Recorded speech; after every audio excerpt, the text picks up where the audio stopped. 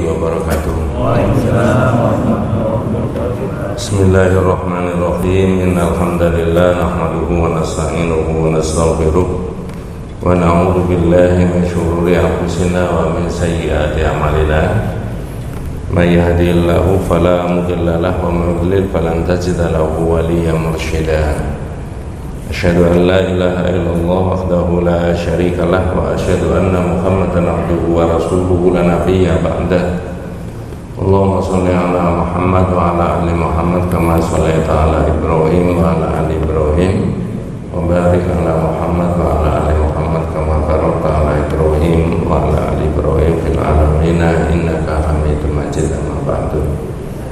Ma'asyiral muslimin rahimani wa rahmatullah, usikum wa nafsi bi taqwallahi faqad faza man ittaqa. Ibu-ibu, bapak-bapak, para rawuh jamaah yang dirahmati Allah Subhanahu wa taala. Kalau kita ini telaten kemudian mengikuti secara periodik dari satu bulan ke bulan berikutnya,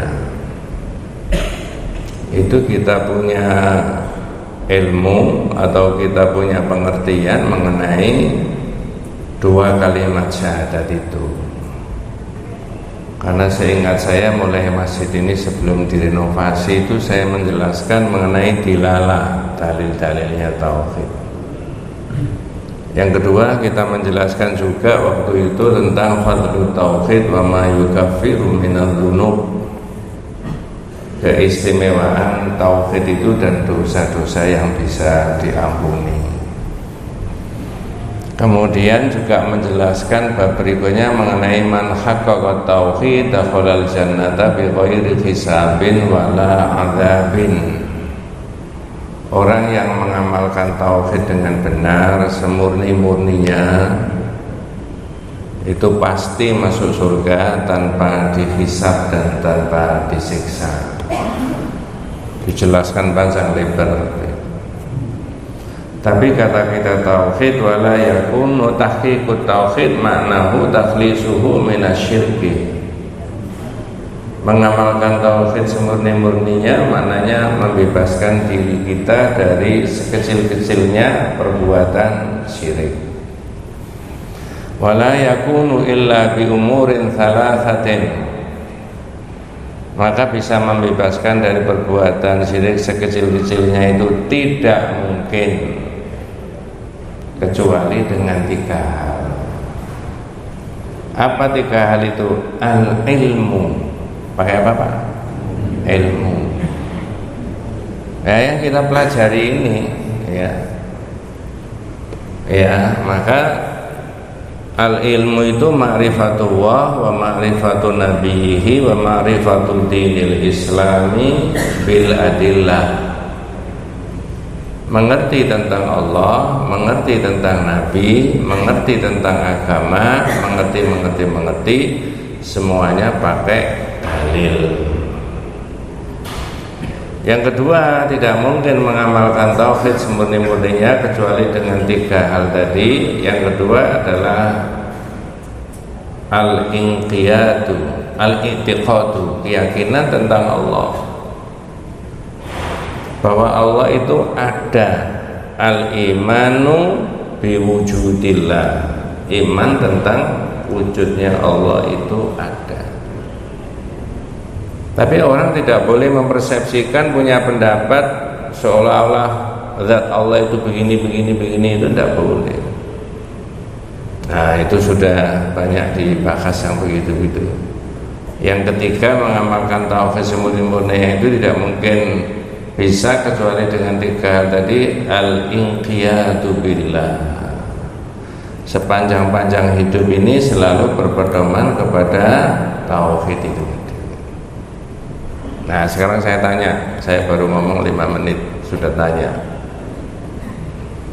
apakah Nabi Muhammad itu sukses memimpin umat atau tidak?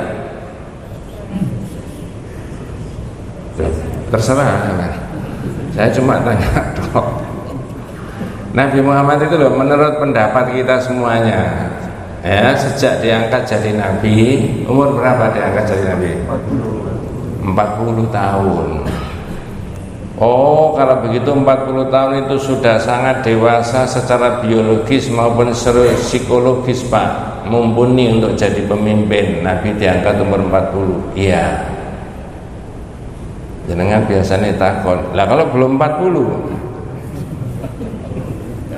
Ya, ini bukan urusan saya. Urusan saya menjelaskan Nabi Muhammad itu diangkat jadi nabi dan rasul usia 40. Sampai terakhir Rasulullah wafat usia berapa? 63. Mudah-mudahan besok kita masuk surga bersama Nabi kita Muhammad SAW, ya. Berarti selama 23 tahun itu berjuang, berdakwah, mengajak umat itu dengan berbagai macam cara dan berbagai macam tantangan. Betul, Pak? Iya. Pertanyaan saya tadi belum dijawab. Sukses apa enggak jadi pemimpin? Kuncinya? Kuncinya di mana suksesnya? Apakah kemudian Nabi ini digerojok harta benda banyak, kemudian membangun umat dengan harta bendanya itu? Enggak.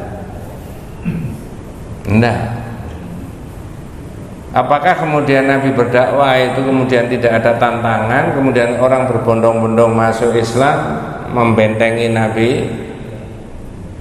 Andai kata waktu itu pilkada itu menang terus karena jumlahnya banyak, misalkan ini guyon yang itu tadi ya.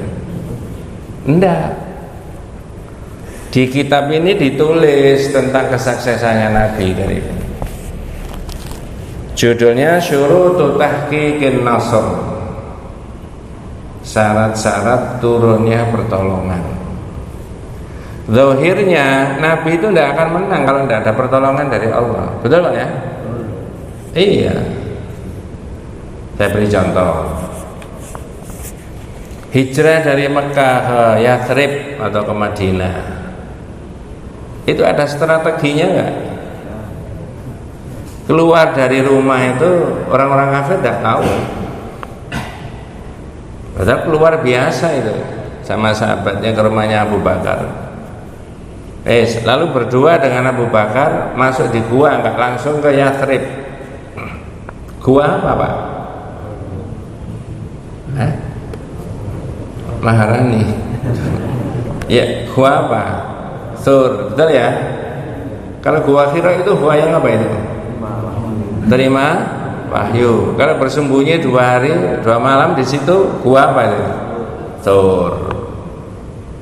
Ketahuan nggak sama orang kafir? Kenapa tidak bisa ketahuan? Ya itu yang saya katakan tadi. Tidak tahu dengan cara apa Allah Subhanahu wa ta'ala itu melindungi nabinya. Saya sudah pernah sebutkan ketika membahas mengenai tawakal bab 33 itu. Ya. Jadi bersama Abu Bakar di dalam gua, Abu Bakar itu bisikin Nabi begini, ya Rasulullah, lau anna hatahum nadhara ila qadamahi la absorna.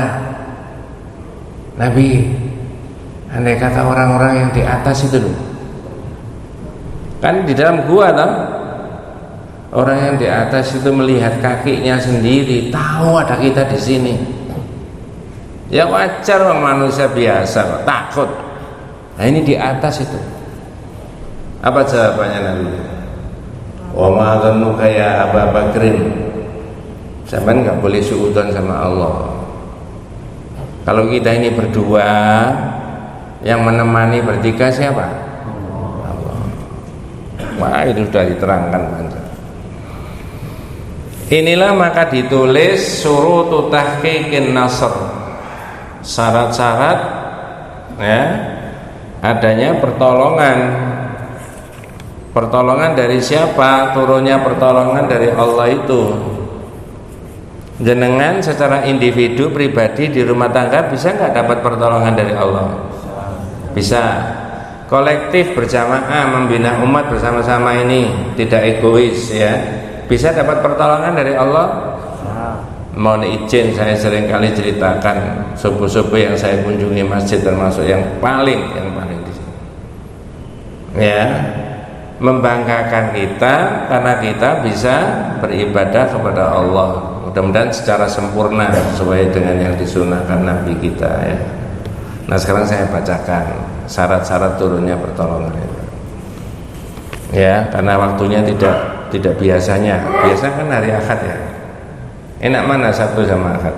Sama aja. Sama saja. Jangan kesusu gowes Pak ya. Keterangannya begini Pak. Innal qari li sirati Rasulillah wa jihadihi yara marakhil al-atiyah. Siapa yang membaca riwayat hidupnya Nabi, terutama di sisi perjuangannya Nabi, Masya Allah. Saya itu kadang kalau malam-malam baca sendiri itu ya, ceritanya Nabi, riwayatnya Nabi itu bisa terenyuh Pak, nangis. Betapa perjuangannya Nabi. Innal qari'a li sirati Rasulillah sallallahu alaihi wasallam wa jihadihi yaral marakhil at-taliyah.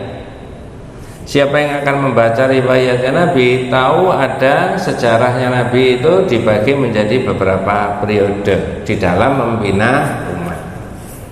Makanya kalau dengan bahasa yang agak berbeda, siapa saja yang mau sukses jadi pemimpin, ikuti marakhilnya Nabi tadi, marhalatul Nabi.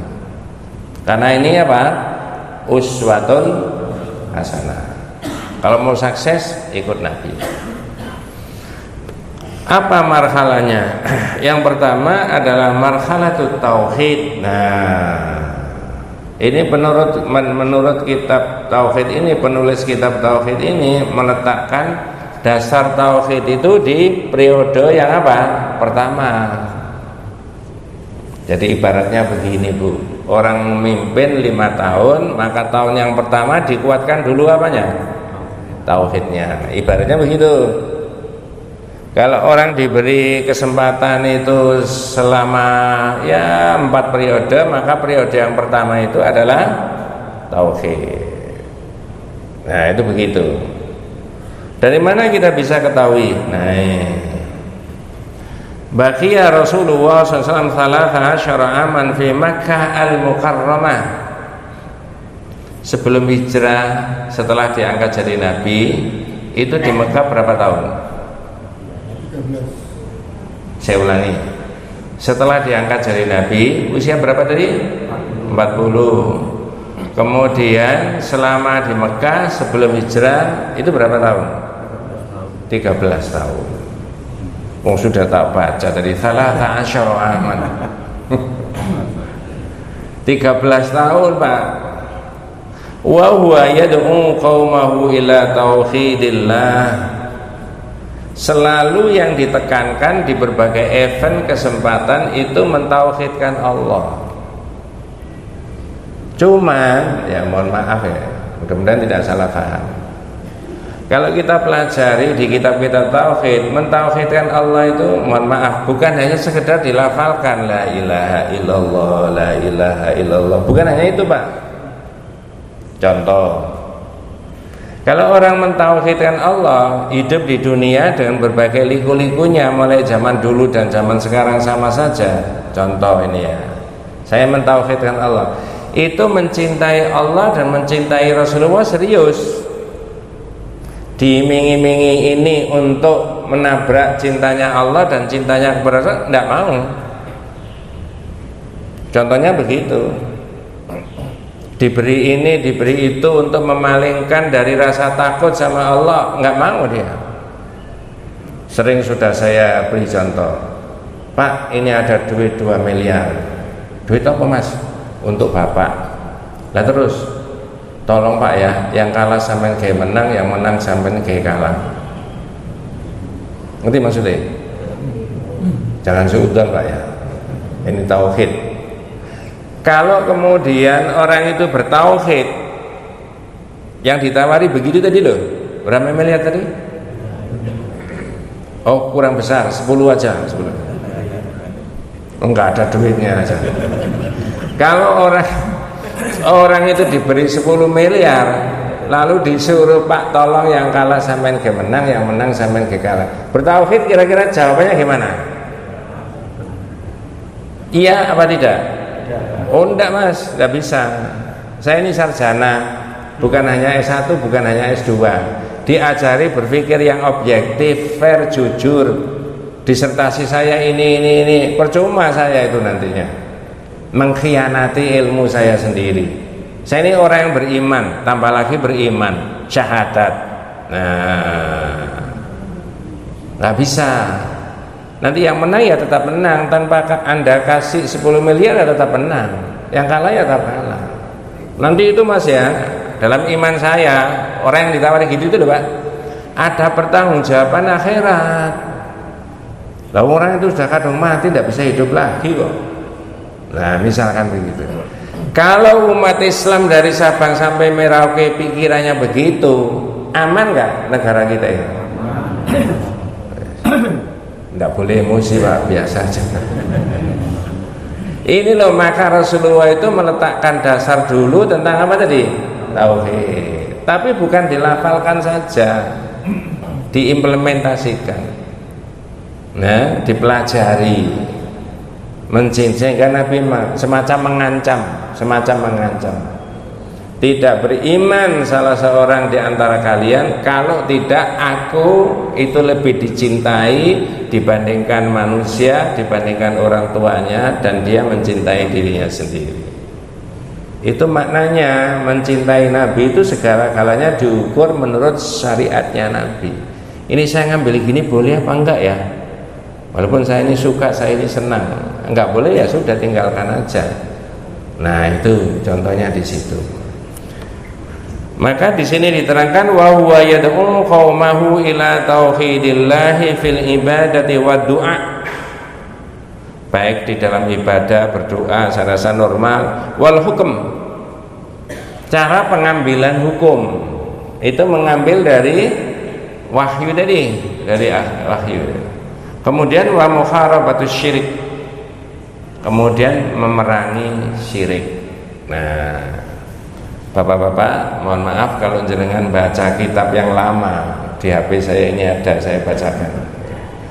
Inilah buktinya bahwa Rasulullah itu meletakkan dasar yang utama dan pertama itu berkaitan dengan akidah tauhid. Kadang-kadang ini bukan tak pelesetkan ya, saya tambahi keterangan. Ayo Pak, ketuhanan yang Maha Esa, kemanusiaan yang adil dan beradab, persatuan Indonesia, kerakyatan yang dipimpin oleh hikmat kebijaksanaan dalam permusyawaratan perwakilan, kemudian keadilan sosial bagi seluruh. Sekarang kok enggak seberapa banyak orang ngomong gitu ya? Masih ada? Itu di TV-TV itu loh, zaman dulu itu kan setiap hari begitu Pak ya. Nggak tahu saya ini benar apa salah itu. Sekarang kok tidak banyak orang bicara begitu. Ya, mulai dari orang nomor 1 sampai orang nomor 71. Nah, saya nggak tahu nomor 71 itu siapa itu. Oh iya, kalau zaman Pak Harto dulu kan setiap hari Pak ya. Wes, nggak ngomong itu nanti keliru saya. Yang berkaitan dengan keyakinan tentang Allah diletakkan di posisi dasar yang nomor berapa? Yang tadi yang saya omongkan sudah jelas nomor berapa Pak? Berarti, nah ini tetap menyimpang itu ya. Tapi ada hubungannya dengan ini. Ketuhanan yang Maha Esa itu menjiwai kemanusiaan, betul nggak Pak? Menjiwai kemanusiaan. Mas, kita ini sama walaupun beda-beda, satu teritorial, sama-sama manusia. Dasarnya kan ketuhanan toh. Kita ini bangsa, kita ini negara yang bertuhan, yang Maha Esa. Maka kualitas akidah, kalau Islam tauhidnya harus dikuatkan. Nah kan begitu mestinya. Kemudian kalau kita baca, tapi rasanya jenengan mungkin sudah nggak baca barangkali. Undang-Undang Dasar tahun 1945 amandemen pasal 29 ayat 1, apa bunyinya?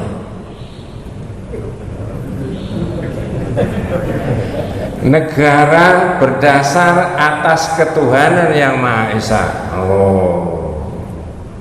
Berarti di negara kita itu tauhid itu dapat landasan hukum nggak Pak?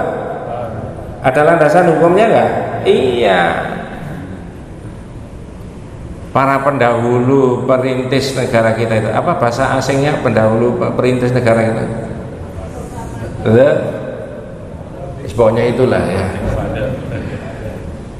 Itu tokoh-tokoh Muhammadiyah, tokoh-tokoh NU yang mewakili umat Islam meletakkan dasar akidah dulu. Iya, jangan diacak-acak akidahnya. Nah, tadi saya menyebutkan Nabi sendiri tadi yang saya katakan marhalatut tauhid, meletakkan dasar pembinaan umat itu berdasarkan tauhid. Nah, ini saya menemukan hadis itu ya. Ya, saya bacanya Pak ya. Bentar, saya tak minum. Kadang kan belum boleh minum loh. Nanti ya. Ya mudah-mudahan jenengan dan saya diberi sehat sama Allah Subhanahu wa taala. Ya. Orang sehat itu ya luar biasa. Allah yang memberikan sehat. Tapi kita boleh berikhtiar, Pak. Bukan boleh, tapi apa? Wajib. Wajib. Ada begini, Pak. Ini menyimpang. Ada qadari, ada syar'i. Itu yang jelas. Qadari itu apa? Qadari menurut hukum yang dipelajari, hukumnya Allah yang dipelajari manusia. Oh, saya kena ini, diagnosanya Pak dokter, tidak boleh minum ini, makan ini. Ada nggak ilmu begitu Pak ya? Itu ditaati, harus ketat. Oh, saya disarankan supaya bergerak terus, betul Pak ya?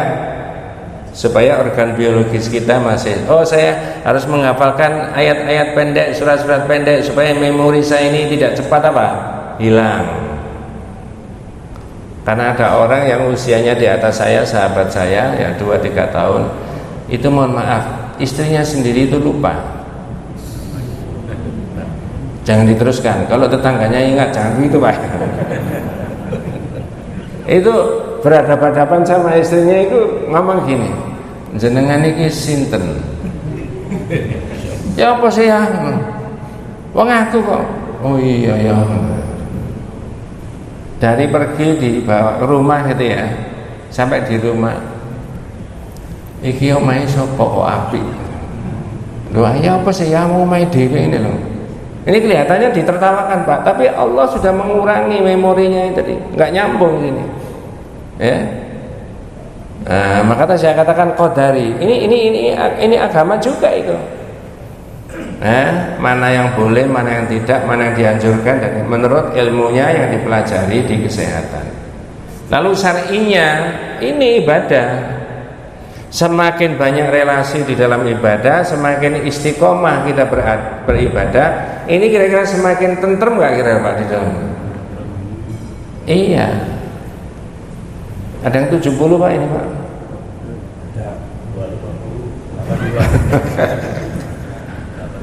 Jangankan 70, yang sudah 50 saja ibarat orang berjalan ya, lebih dekat mana antara yang sudah dilewati dengan yang akan dituju? Lebih dekat yang akan, boleh jadi yang dituju tinggal 2 hari. Wallahu a'lam. Ya, mudah-mudahan Allah memberikan kita husnul khotimah Pak ya. Nah itu ya. Saya sudah 70 tahun, agak berat sudah ya. Tapi harus itu tadi stamina qadari dan saya berpedoman ini tadi ada dalilnya. Saya bahas. Jadi dari mana kita bisa tahu Nabi itu meletakkan landasan dasar itu tentang tauhid? Nah tadi saya matur panjenengan mau tak bacakan hadis. Ketika Nabi mau mengembangkan dakwah Islam saat itu, beberapa sahabat dipanggil. Salah satunya adalah Mu'ad. Dari Ibnu Abbas ya radhiyallahu anhu yang menuturkan bahwa Rasulullah sallallahu alaihi wasallam tatkala mengutus Mu'ad ke Yaman. Coba perhatikan perintahnya Nabi. Ya Mu'ad, innaka ta'ti qauman min ahlil kitab. Mu'ad, Nanti kamu di sana ya ketemu komunitas masyarakat yang disebut dengan ahli kitab. Falyakun awwalu ma tad'uhum ilaihi syahadatu an la ilaha illallah. Nah, pertama Pak. Mu'ad pertama ajari mereka itu bersyahadat tentang Allah, bahwa di dunia itu tidak boleh orang menyembah siapa-siapa kecuali Allah. Pesan lagi Nabi, fa inhum atau kalidzalika, kalau mereka itu sudah manut sama kamu bersyahadat tadi, fa'alimhum annallaha aftarada alaihim khamsa salawatin fi kulli yaumin wa lailah. Ajarkan kepada mereka bahwa di Islam itu ada sholat yang dilaksanakan 5 kali dalam sehari semalam. Ini bukan rukun Islam Pak. Kalau rukun Islam ada sendiri dalilnya, bukan ini. Karena berikutnya tidak menjelaskan mengenai Islam. Fa inhum atau kalidzalika, yang ketiga, kalau mereka itu sudah mentaati kamu, syahadat dengan maknanya mengamalkan sudah. Yang kedua menjalankan syahadat salat. Yang ketiga, fa'alimhum annallaha aftarada alaihim annallaha aftarada alaihim shadaqatan tukhadhu min aghniyaihim wa turaddu ala fuqaraihim. Yang ketiga, kalau mereka sudah mentaati, ajarkan kepada mereka apa? Di dalam Islam itu ada yang disebut sedekah, diambil dari orang yang berpunya, diberikan kepada orang yang belum berpunya. Saya pakai bahasa yang rada halus itu ya. Saya tanya, halo? Kalau sedekah itu mengelola manusia, mengelola binatang, apa mengelola uang? Harta benda loh, sedekah itu loh. Ini pesannya Rasulullah kepada Mu'ad. Kalau mereka sudah taat ya, bersyahadat tadi yang pertama, lalu bersolat, yang ketiga ajarkan kepada mereka bahwa di dalam Islam itu ada sedekah yang diambil dari orang yang berpunya dan diberikan kepada orang yang belum berpunya. Mengelola apa ini? Uang. Saya tanya, kalau akidahnya baik, imannya kepada Allah kuat, mohon maaf Pak, ngelola duit kira-kira jujur nggak? Jujur nggak? Maka Rasulullah memulai dari mana tadi? Tauhid. Cuma saya tidak tanya, kalau akidahnya baik, mengelola pajak baik nggak? Loh, ini kan jelas itu Pak ya. Nggak berani Pak, kalau orang akidahnya baik itu lurus ya. Nggak bisa Mas, walaupun ada kesempatan, mohon maaf Pak ya, ini bukan kewenangan saya ya. Di situ loh Pak sebenarnya dasarnya akidah itu terlebih dahulu.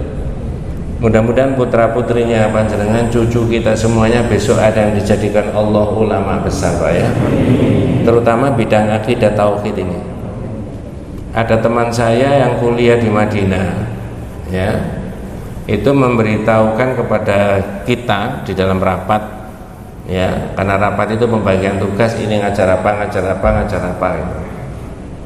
Nah, lalu saya bilang, terutama saya nggak mau ngajar yang lain kecuali tauhid. Kata teman saya yang kuliah di Madinah, oh iya bener, syekh saya waktu ngajar di sana, apapun itu dia nggak mau pindah dari ngajar akidah atau ngajar tafsir. Jadi kalau sudah ngajar tafsir berpuluh-puluh tahun ya, yang diajarkan apa? Tafsir. Berarti non sewu, cara Jawane ngelontok gak Pak? Ngelontok. Naudzubillah min dzalik, bukan karena saya ini sudah ngajarkan 7 kitab tauhid. Di sini baru 2. Yang satu kitab tauhid sudah khatam, yang kedua Firqatun Najiyah wa Thaifah al-Mansurah. Di Sidoarjo saya tambahi dengan Aqidatut Tauhid 3, 4 Syarhu Masailil Jahiliyah, 5 Thalathatul Usul ya, 6 Al-Irsyad ila Sahihil I'tiqad, petunjuk ke akidah yang betul. Nah, kemudian kitab saku kecil Khud Aqidataka. Kemudian ada At-Tauhid Al-Juz'ul Awal, At-Tauhid Al-Juz'ul Tsani, At-Tauhid Al-Juz'ul Tsalits. Kitab tauhid jilid pertama, kedua, ketiga. Dari situ Pak, mudah-mudahan jenengan diberi umur panjang yang barokah ya. Saya yakin, seyakin-yakinnya, saya dan panjenengan mempelajari kitab tauhid itu ilmunya belum habis, umurnya sudah habis. Tadi kan saya sebutkan 50 tahun itu berarti lebih dekat antara yang sudah dilewati dengan yang akan ditempuh. Lebih dekat mana? Yang akan ditempuh. Boleh jadi tinggal nggak tahu Pak. Ya, mudah-mudahan jenengan dan kita semuanya diberi sehat sama Allah ya. Maka Rasulullah tadi setelah menjelaskan mengenai akidah atau tauhid, kemudian sholat, zakat, fa inhum atau ukali dzalika, kalau mereka itu sudah mentaati itu semuanya ya. Kemudian kata Rasulullah SAW, wa iyaya wa qaraima amwalihim, ada kewajibanmu Mu'ad. Kan yang disuruh tadi Mu'ad ya. Ada kewajibanmu untuk apa? Untuk menjaga harta benda mereka. Jadi di dalam masyarakat Islam yang diperintahkan oleh Nabi, walaupun yang dilindungi mengikuti umat Islam itu ada orang yang tidak berislam agamanya, tetap mereka punya hak untuk hak ekonomi yang harus diapakan? Dilindungi. Tidak boleh sembarangan. Yang terakhir pesannya Rasulullah, wattaqi da'watal mazlum fa innahu laisa bainaha wa bainallahi hijabun.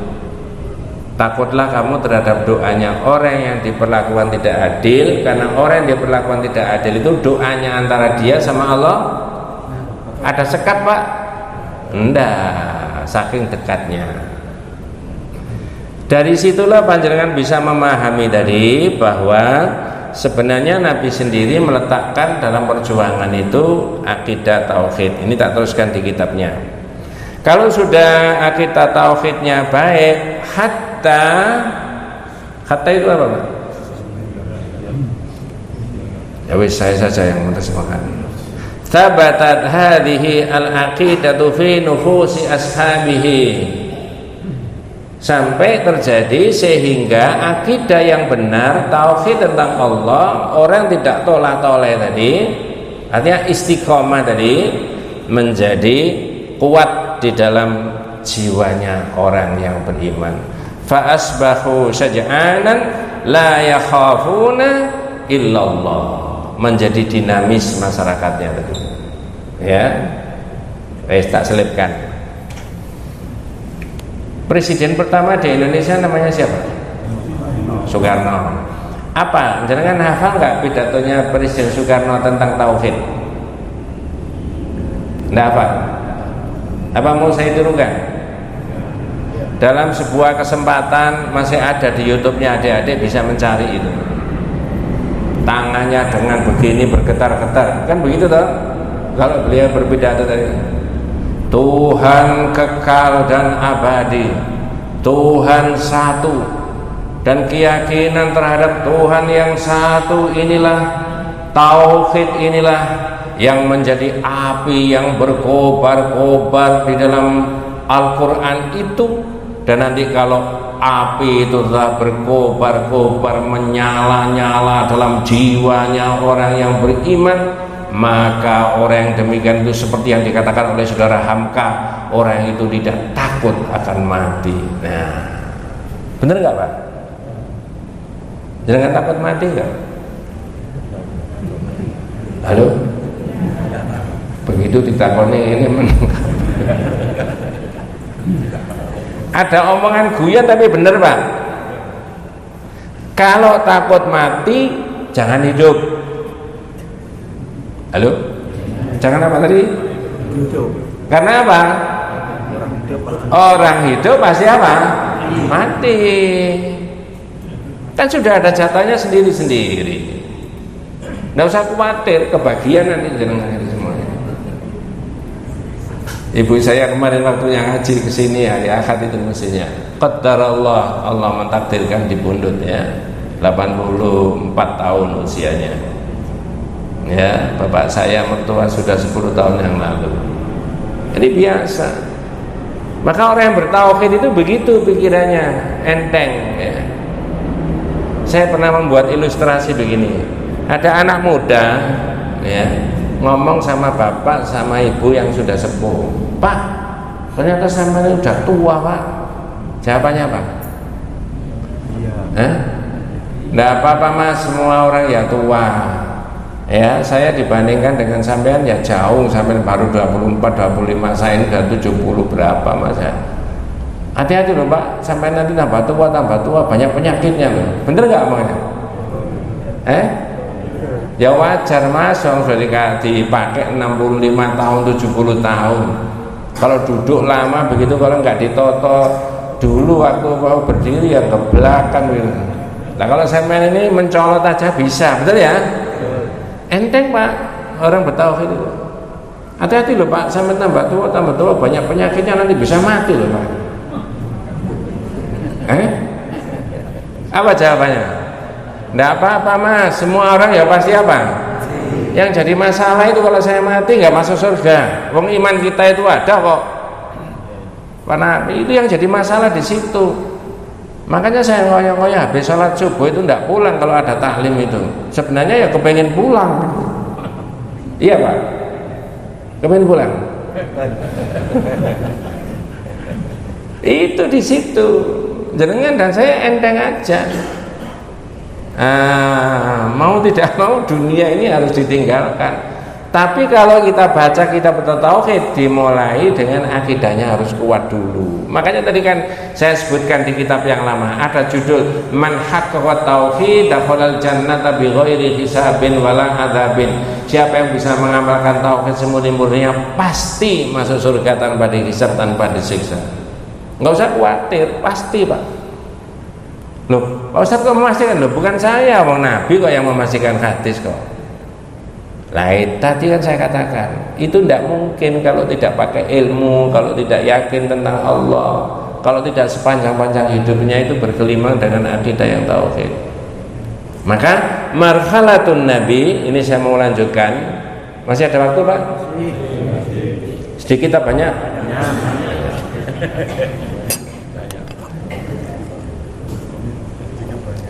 Ya. Makanya tadi saya sebutkan marhalatut tauhid, periode pertama itu Pak 13 aman fil Makkah, fi Makkah al-Mukarramah. 13 tahun di Makkah al-Mukarramah itu semuanya ayat-ayat, hadis-hadis semuanya pakai apa? Tauhid. Dua. Ini cuma 4 Pak, tapi rasanya cuma diterangkan 2 saja. 2 marhalatul ukhuwah. Nah ini loh bedanya dengan yang dilakukan para, mohon maaf ini bukan politik, pemimpin yang sekarang itu. Kalau Nabi itu meletakkan dasar sukses menjadi pemimpin itu, periode yang kedua adalah umat ini dipersaudarakan. Ini bedanya itu ya. Kalau orang-orang pemimpin di abad modern ini ada kalanya yang mendukung saya akan saya beri fasilitas luar biasa, yang tidak akan saya persekusi. Mungkin bisa begitu. Kalau Nabi enggak. Dipersaudarakan gimana? Nah, Nabi hijrah dari Mekah ke Yathrib membawa rombongan enggak? Antara orang-orang Mekah dengan orang Yathrib, Madinah itu saling kenal enggak sebelumnya? Ya tentu saja ada yang kenal, ada yang tidak. Karena jarak tempuhnya 450 apa? Kilometer. Saat itu Pak, tidak seperti sekarang. Tapi Nabi tidak memilah-milah, ini orang Ansor, ini orang Muhajir, enggak. Ini orang Islam, ini orang Yahudi, enggak.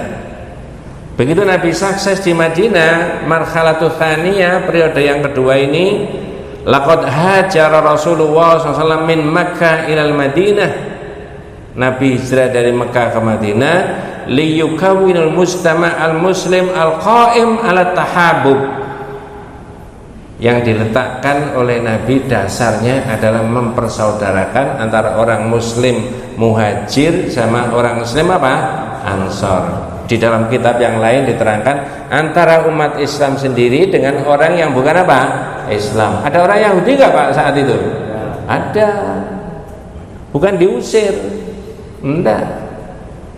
Bukan Nabi mengatakan ini yang bolos saya ini, mari kita kasih fasilitas. Yang enggak. Adik-adik, bapak-bapak, ibu-ibu, kalau bisa ikut merespon silakan dibuka surat Al-Hujurat. Ini kelemahan sekarang kita itu, tidak mengikuti polanya Nabi. Ya. Padahal Al-Qur'an surat Al-Hujurat surat 49 ya. Betul Pak? Betul Pak nggih? Harus dibetulkan sendiri aja. Surat Al-Hujurat ayat yang ke-10. Tidak ada Pak Ustadz, tidak ada Pak Kiai, bahkan orang Islam seperti saya dan kita semuanya, insya Allah tidak ada yang tidak mengerti ini. Tapi mengendalikan ayat ini untuk kepentingan bersama, ini yang susah. Apa tadi Pak? Saya ulangi. Tidak ada Pak Ustadz, Pak Kiai, bahkan orang biasa kayak saya panjenengan yang tidak mengerti ayat ini. Pasti tidak ada yang tidak mengerti, semuanya mengerti. Tetapi mengendalikan dirinya diselaraskan dengan ayat ini yang agak susah. Karena sudah zamannya kayak begini, banyak individu, banyak kelompok yang punya kepentingan yang berbeda-beda. Betul Pak ya? Apa ayatnya? Surat Al-Hujurat ayat yang ke-10. Nah, ini loh ukhuwahnya itu di situ. Nabi meletakkan dasar itu. Ada bahasa Indonesianya Pak? Kalau enggak, saya sendiri monggo. Sesungguhnya orang-orang mukmin itu bersaudara. Ya, bersaudara. Karena itu, bentar. Konteks sekarang saja. Jangan kalau pindah ke masjid yang lain, boleh sholat di situ Pak? boleh. Ada mungkin 1-2 berbeda kan? Ya. Tapi saudara enggak? Begitu memandang tidak bersaudara, timbul masalah terus enggak? Ya. Di situ loh. Ya, enak orang Islam itu Pak, bisa masuk di masjidnya siapa saja, sholat di sana, sholat di sini, sholat di situ ya. Tetapi begitu merasa paling benar dan yang lain salah di internal umat Islam, berarti yang salah itu sudah dianggap bukan saudara kita. Ngerti maksudnya? Siapa yang Pak? Sama tapi duduk golongan ini awak dewe. Berarti duduk apa dewe? Duduk. saya pakai cara Jawa. Bukan. Menyalahi surat Al-Hujurat ayat 10 enggak? Menyalahi. Innamal mu'minuna ikhwatun, sesungguhnya orang mukmin itu apa? Pak, mohon maaf, naudzubillah minadzalik. Saya menerangkan tauhid bukan di sini saja. Ada masjid yang sudah saya datangi 26 tahun yang lalu sampai sekarang. Kitab ini khatam ganti lagi, kitab ini khatam ganti lagi, suruh baleni. Ya, naudzubillah bukan karena saya. Kalau boleh jujur, saya mau mundur ganti masjid yang lain supaya ada penyebaran yang sama. Ya, kemarin di Taman Dika, Sidoarjo, Taman Dika itu loh, Buduran tak itu Pak ya. Saya diminta, nggak bisa Pak, waktunya nggak ada. Kalau ada masjid yang mau mundur itu Pak, nanti saya tanya Raudhatul Jannah barangkali mau mundur itu. Ya, iya bukan karena saya, tapi umat itu butuh supaya tidak terjadi gini, gesekan. Padahal kita itu di dalam koridor sesama umat Islam. Benderanya ini boleh, benderanya ini boleh, bendera nanti ayat berikutnya. Ya, tapi sudah merasa yang paling baik dan paling benar, yang lain salah. Kalau saya ngajar tauhid lalu ada yang tidak berbeda, ada yang berbeda pendapat dengan ini, ya saya tetap toleransi, menghargai, wong beda pendapat kok. Ya, kapan hari kan sudah saya ceritakan, saya menerangkan tauhid bahwa Nabi itu sudah wafat, tidak bisa dimintai pertolongan, tapi hari gini 2023 saat itu ya, ada orang yang masih minta pertolongan sama Nabi, lafalnya begini, tak terangkan semuanya. Itu tidak boleh menurut tauhid. Begitu saya turun dari mimbar, ada yang tanya, klarifikasi, Ustaz saya keberatan keterangannya tadi. Loh yang mana? Ini tadi. Loh, antum berkeyakinan bahwa Nabi itu masih bisa kemana-mana dimintai pertolongan tak? Ngerti maksud saya Pak ya? Ustaz pakai tafsir apa? Semua tafsir mengatakan Rasulullah sudah wafat. Ya, mintanya hanya kepada Allah saja.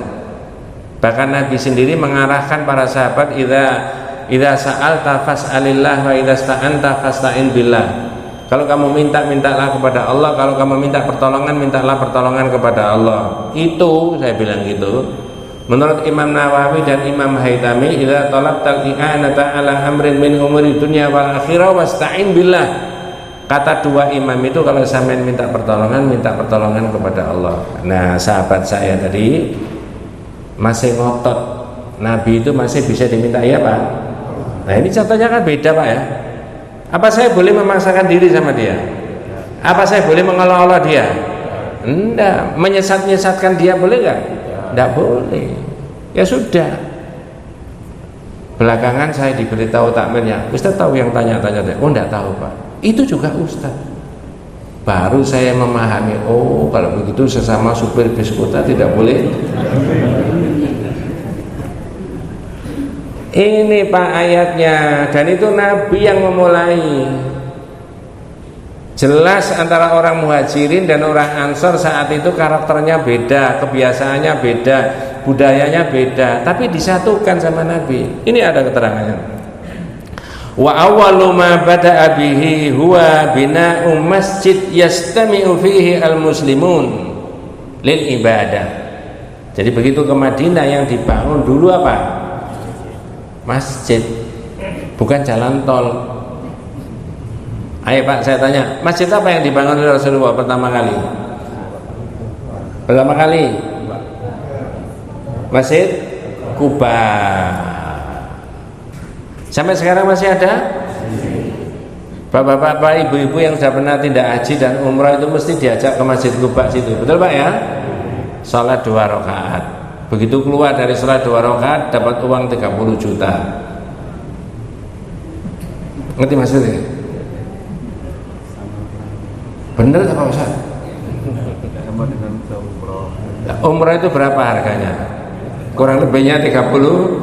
Siapa yang salat 2 rakaat wudu dari rumah, pahalanya sama dengan apa? Umroh. Berarti senilai berapa tadi? Ya bukan uang cash Pak. Itu.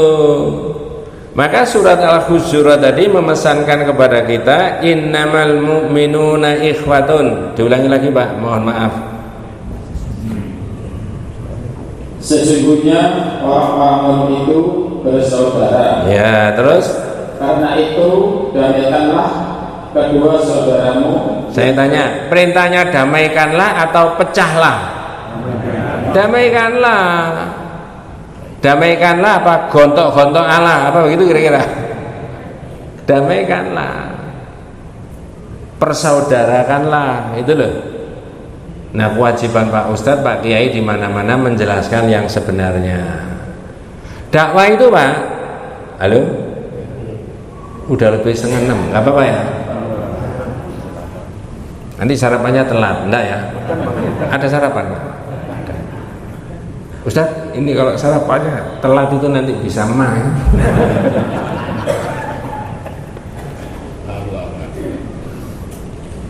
Damaikanlah di antara saudaranya. Maka tidak boleh gontok-gontokan itu. Orang Islam itu Pak ya, jangan merasa senang, merasa bangga. Nun saya cara Jawa, ngapokno saudaranya umat Islam itu jangan merasa senang. Jangan tak kasih contoh yang kecil-kecil itu. Suami istri. Bu, nun sewu. Istri itu jangan merasa senang ngapokno siapa? Suami. Dibalik suami jangan merasa senang ngapokno istri. Nun sewu, naudzubillah, bukan kita. Orang itu kalau sudah suami istri kadang-kadang ada perbedaan pendapat, serotok, runcing. Wah, ditambahi, ditemani setan nggak Pak? Ada nggak di hatinya itu mantap-mantap begini tuh kemungkinan? Kepengen ngapokno siapa? Istri. Dibalik istri kepengen ngapokno siapa Bu? Suami. Pengalaman nggak?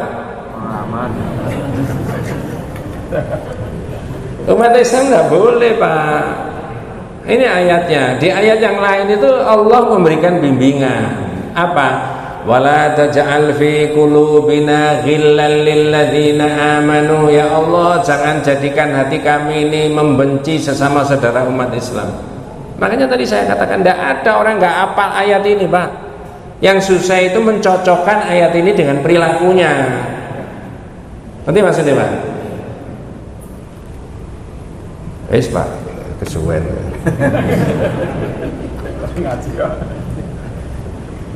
Yang ke-11, nun sewu yang ke-11 saja, yang ke-11. Nggih, ayat yang ke-11. Ini tambah menguatkan yang itu tadi, innamal mu'minuna ikhwatun tadi. Ya, yang ke-11. Nanti tak tanya jenengan itu. Ketika dibaca beberapa kalimat saya tanya, monggo. Wahai orang-orang yang beriman. Yang dipanggil siapa, Bu? Iman. Yang madhabnya apa? Iman. Semua madhab toh? Ya. Yang golongannya apa? Iman. Yang etnisnya apa? Semua masuk di sini. Oh, enak. Ini kalau tidak dari Allah nggak bisa, Pak. Jadi makanya kalau mau sukses jadi pemimpin, ikuti Nabi. Periodisasinya tadi. Pertama tauhid, yang kedua kuatkan umat itu dalam satu kesatuan. Indonesia saja berapa etnis, Pak? Berapa suku? Banyak nggak? Ada Jawa, ada Sunda, dan lain sebagainya. Iya kan? Ya. Boleh nggak menghina, mengolok-olok satu suku dengan yang lain? Ya. Wes sampai di situ, lanjut Pak. Wahai orang-orang beriman, ya ayyuhalladzina amanu. Terus Janganlah suatu kaum mengolok-olok kaum yang lain. janganlah satu umat Islam, kan panggilannya orang Islam tadi kan? Janganlah satu kelompok umat Islam mengolok-olok umat Islam yang lain. Itu kurang jelas apa? Mengapa kok tidak boleh sama Allah? Alasannya, monggo. Karena boleh jadi mereka yang diolok-olok itu lebih baik daripada mereka yang mengolok-olok. Ya, boleh jadi yang diolok-olok lebih baik dari yang sekarang lagi viral beberapa hari ini, ya kan? Nggak usah dibahas. Sama-sama ustadznya, sama-sama pinternya, sama-sama ilmunya mumpuni. Iya. Pak Ustadz, kalau begitu apa berlaku omongannya wong Jawa, sing waras itu juga tidak enak maknanya, sing waras ngalah itu. Masya Allah, inilah Bu enaknya jadi orang Islam itu, menganggap saudara umat Islam yang lain sebagai apa? Saudara. Ini Nabi. Ya ayyuhalladzina amanu la yaskhar qaumun min qaumin asa an yakunu khairan minhum. Hai orang beriman, janganlah satu kelompok orang beriman mengolok-olok kelompok yang lain. Boleh jadi yang diolok-olok lebih baik daripada yang mengolok-olok. Bukan hanya itu Bu, ada tambahannya. Terus Dan jangan pula perempuan-perempuan mengolok-olok perempuan lain. ya, alasannya Karena boleh jadi perempuan yang diolok itu lebih baik daripada perempuan yang mengolok. nah, khusus perempuan Bu tadi Bu ya, ditandaskan sama Allah. Ustaz, apa biasanya mama itu ngolok-ngolok? Ya nggak tahu, ini ayatnya begitu kok. Ya, lanjut Pak, monggo. Dan janganlah kamu saling mencela dan saling memanggil dengan julukan yang buruk. mencela sesama saudaranya atau panggilan lakop kepada saudara-saudaranya yang jelek-jelek. Dulu sudah selesai ya, tapi saya tidak bermaksud untuk menghidupkan lagi. Kadal, wis lali gak apa-apa. Kadal gurun apa? Jangan, nggak boleh. Oh, manusia itu mulia kok, apalagi orang beriman. Kok dianggap kadal? Ya, oh kadru ya, jangan. Ya, wala tanabazu bil alqab bi'sal ismul fusuqu ba'dal iman wa man lam yatub fa ulaika humudz zalimun. Bapak, Seburuk-buruk panggilan adalah panggilan fasik setelah beriman. ya. Siapa yang tidak bertobat, mereka itulah orang-orang zalim. Inilah marhalah tadi, periodisasi Nabi tadi. Saya baru bicara 2 poin. Pertama adalah marhalatul tauhid di bulan Baleni. Periodisasi apa? Tauhid. Yang kedua marhalatul apa? Ukhuwah. Tinggal 2 sisanya. Apa 2 sisanya? Yang ketiga adalah al-istiqdad, persiapan. Apa saja persiapannya Rasulullah supaya umat itu kuat dan masyarakat itu kuat? Kemudian yang terakhir, yang keempat adalah tahqiqun nasr, ada kemenangan yang Allah berikan.